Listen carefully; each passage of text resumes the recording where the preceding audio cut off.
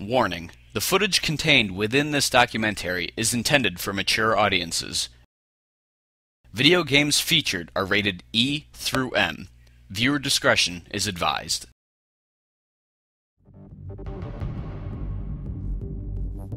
War turned into a game. Be a terrorist and kill people. Was trained by John Muhammad on Halo. Is this fantasy game just a little too real? Psychologically, to be willing to kill.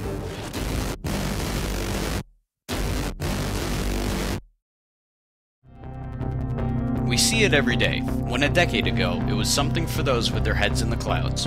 Media is everywhere in our day-to-day lives. From watching television to killing aliens from a different world, digital media has grown exponentially to fill our vicarious obsession with others' lives. But it seems one form of media in particular has gained a bad reputation for the community associated and for the form itself. Video games. A form of media that has been criticized for its content time after time, and is increasingly becoming the blame for various things we see within our society, from violent tendencies to a decline in overall productivity and motivation. In 2010, my colleagues and I did a comprehensive review of all studies ever conducted on violent video games. We found 381 studies involving over 130,000 participants, and we found that violent video games increase aggressive thoughts, they increase angry feelings, they increase physiological arousal such as heart rate and blood pressure. Most important, they increase aggressive behavior, but they also decrease feelings of empathy and compassion for our fellow human beings. But these are accusations made from someone outside the interest of this particular form of media, and has been going on for quite some time. I believe it's a little more cathartic, the violence in the video games. I think it generally helps kids, better express themselves. There's this image of gamers and the gamer community being very isolated. Actually, kids they're more active, it's more of a social thing. People play video games together now. But before you pass judgment, it would be wise to take a look at video games and where they've come from.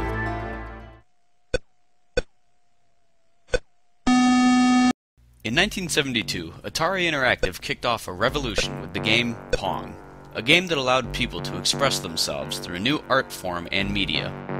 From there on, video games took off, creating massive computer companies, effectively sparking a technological revolution. Classic games such as Tetris, Mario, Galaga, Dig Dug, and Pac-Man were created. Over the next 2 decades, video games advanced and evolved. In 1992, the first 3D first-person shooter was made, Wolfenstein 3D. Developed by id Software, Wolfenstein pioneered the graphics industry by placing 2D images in a 3D environment. But the game wasn't without criticism. Due to its World War II setting, Wolfenstein was criticized for its usage of Nazi swastikas. A year later, another first-person shooter was released, Doom. Also released by id Software, Doom was another industry-revolutionizing game that also drew criticism. This time, it was for its graphic and demonic content. Many critics believed that it was this game that inspired Eric Harris and Dylan Klebold to go on their killing rampage at Columbine High School in 1999.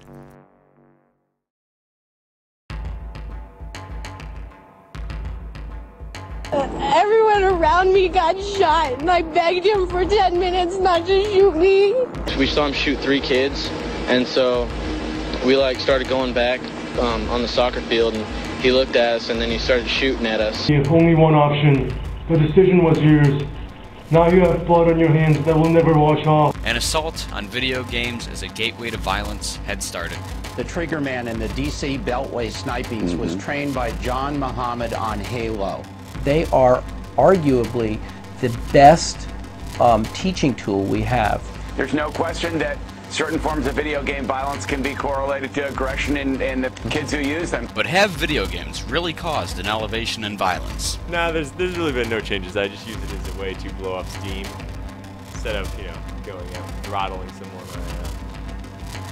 I just, play some video games.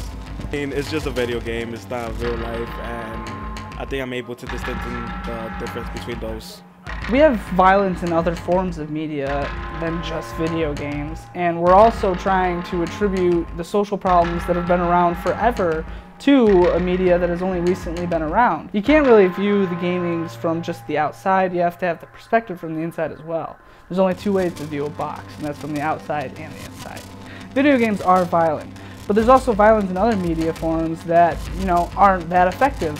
Let's look at Japan, for instance. Japan has some of the most violent and graphic television out of any country, and yet has the lowest crime rate.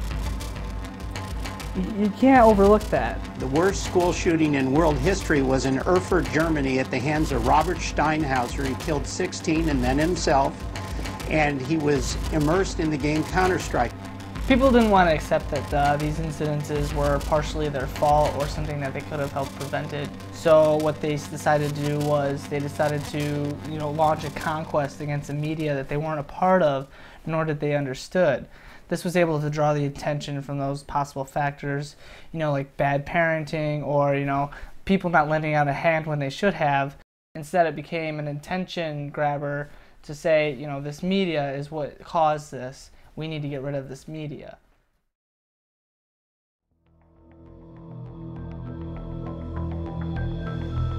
Digital media is becoming more interactive and realistic every year, from motion capture gaming to the amazing level of depth and detail. We're able to watch TV in 3D in order for the content produced to become more appealing. With LA Noire's innovative motion scan technology, games have become even more realistic than ever. That begs the question, what is the next step? In recent years, video games have continued to become more and more violent, and they don't appear to be turning around. With people continuing to try and blame violence on video games, one wonders how long this will last until their focus shifts to the violence in TV, movies, or songs. Eventually, will we ban all forms of media because we can't take on the responsibility of raising our own children?